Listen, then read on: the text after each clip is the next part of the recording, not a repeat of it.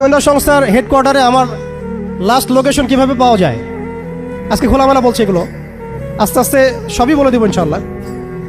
যেদিন আমাকে ছাড়া হয়েছে ওই দিন আমাকে বলা হয়েছিল যে আমি যদি ঘুমিয়েও থাকি তবু আমাকে ঘুমের মধ্যেও মনিটর করার জন্য মানুষ থাকবে।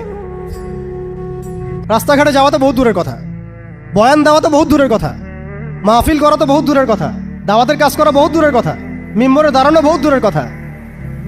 তুমি আমাদের চোখের মধ্যে থাকবা যখন তুমি ঘুমের মধ্যে থাকবা।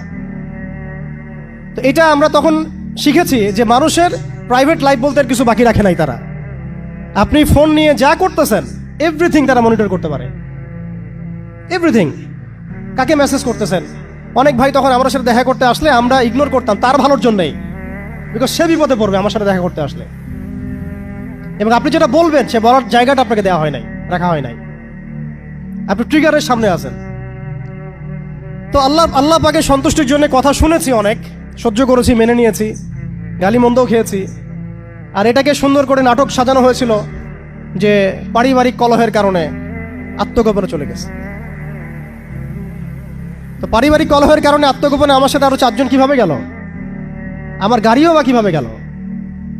আর বাংলাদেশের গোয়েন্দা সংস্থার হেডকোয়ার্টারে আমার লাস্ট লোকেশন কিভাবে পাওয়া যায়, ম্যাপ কিভাবে ট্রেস হয়, মিডিয়া দিয়ে মানুষকে খাওয়ানো। এই কথাটা বলতে কি এখানে আসছি যে শুধুমাত্র টেকনোলজিক্যাল নিয়ন্ত্রণ ওদের কাছে আছে এমন না, ইভেন মিডিয়া দিয়ে তারা দিনকে রাত বানাইছে, রাতকে দিন বানাইছে, এখনো বানাচ্ছে রাইট নাও।